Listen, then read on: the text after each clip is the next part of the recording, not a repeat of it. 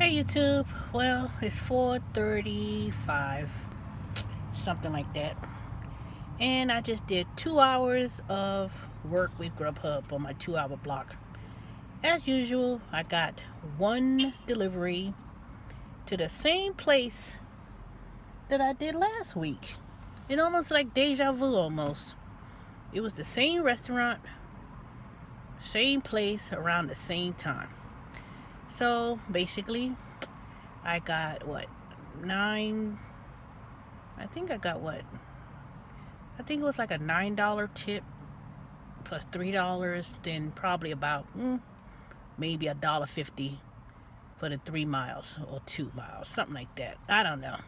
But anyways, at least I know with the 2 hours, I got a guarantee of at least $20. My next block doesn't begin until 8 with Grubhub, from 8 to 10.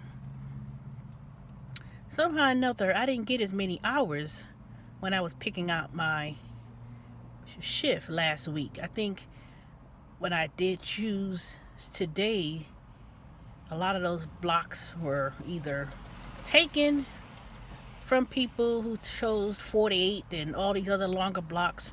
But then people turn around and then they request that they want to drop the shift.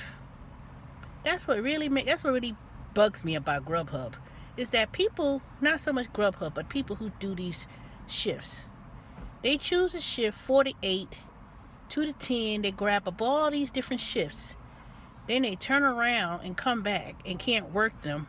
And then they put it out there asking people, can you take this shift? Because once you take a shift with Grubhub, or a block rather, and you can't work it, you have to find someone else to replace you. Now, I didn't download the iWork app. I can't afford another app on this phone. And usually you can also text your request and say, I'll take the shift, and then it'll be automatically assigned. But every time I try to pick up someone else's shift or block, I can never get it. It always says someone else has done it, or someone else already grabbed it, or whatever. So what I do now is, when the schedule comes out, usually comes out on Fridays, and usually comes out in the morning. Since I don't usually go out and about, and I'm usually home on Friday mornings or home in the mornings, I try to get as many blocks I can when I schedule myself throughout the week. So this coming next week, when the shift starts Monday through the following Sunday, I think I have scheduled myself to work about 32 hours, 30 something hours. So something like that. So that's my way of saying, you know what? As long as I work the blocks that's been given, I know I'm always going to be guaranteed the minimum of $10 per hour with Grubhub. And I said, okay, I know the worst case scenario is that I know I'm going to make at least $320 with Grubhub. Now, there are days that I go over the minimum guarantee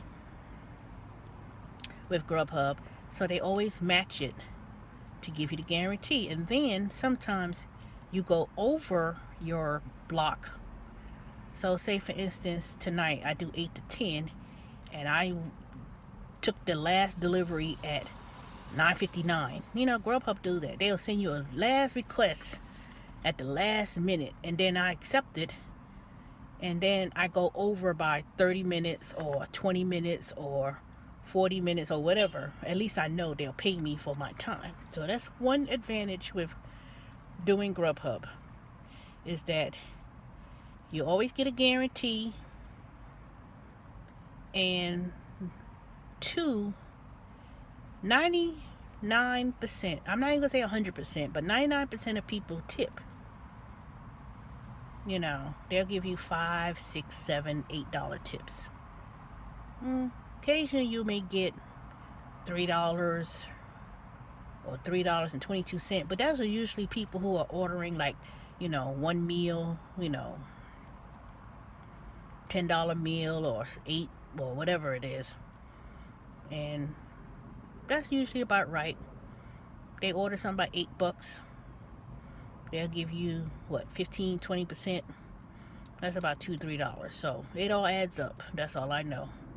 So now I'm sitting here waiting, doing Uber Eats. Now, like I said, I'm going to post and read you the email tomorrow what Uber Eats has stated to me in regards that now, starting today, Uber Eats will also be included in the guarantee based on the zones you're in. But they no longer have the flat $4 plus $1.22.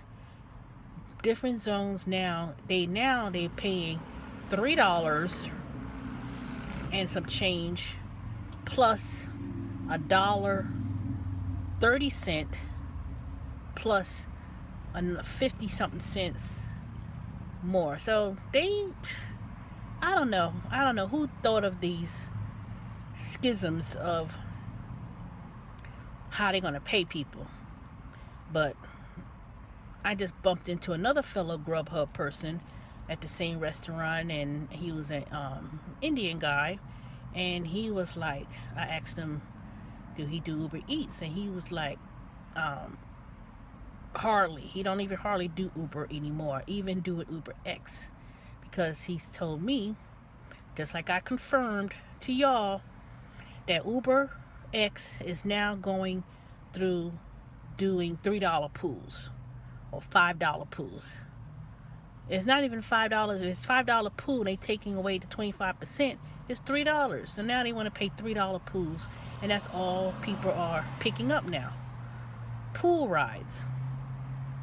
Well, I'm going to trip there and drive people for $3, $3.50, and then you're not even getting a tip, and then you're driving all over the world. Nope, not me, not the kid, not me. I'm not doing it. You know, that's a bit too much.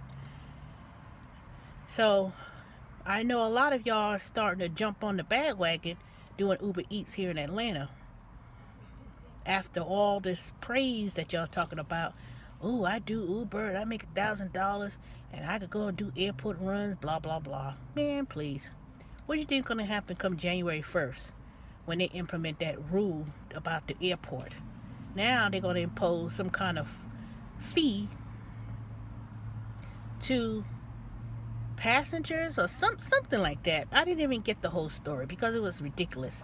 Now they're gonna have to pay an extra fee to leaving out the airport and you take Uber.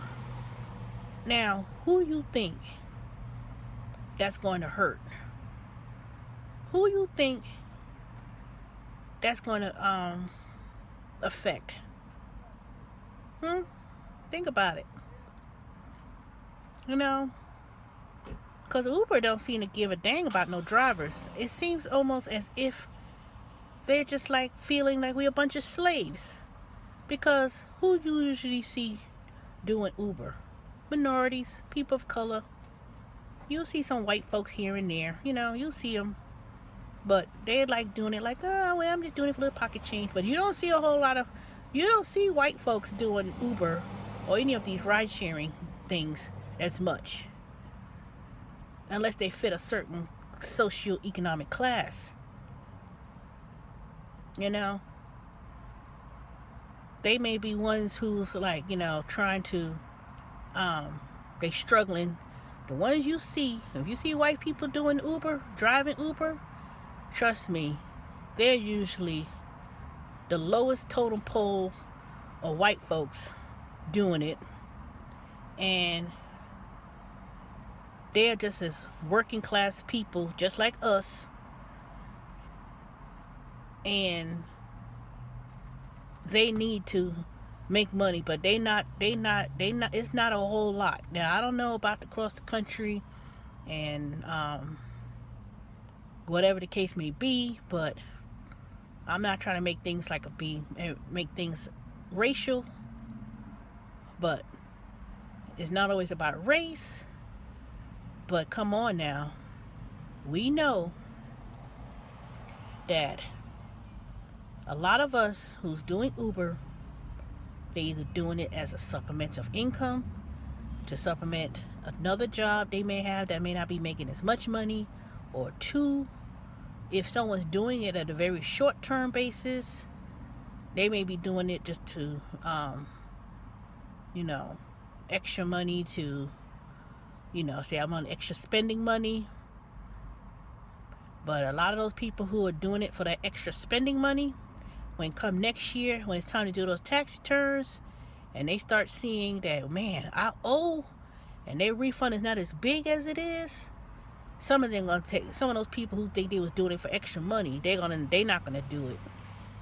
They're gonna say, ooh, it ain't gonna be worth them doing it, because they're gonna see the consequences of that.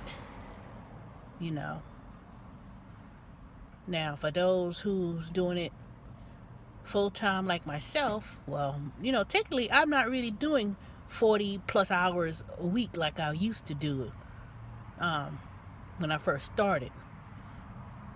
I'm not grinding it out like I used to. Maybe because once I stopped driving people and start doing food, the hours are very limited. It's only so many delivery hours that you could do.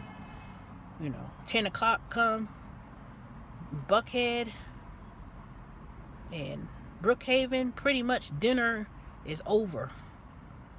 When you start going out to North Drew Hills and near Emory, you may still be able to pick up some more things, more deliveries around 10, 11 o'clock. 11 o'clock, nah, I'm usually down to 78 going home. But 10 o'clock, 10:30ish, 11, that's it. That's my cutoff time for deliveries, and then I'm about to go home.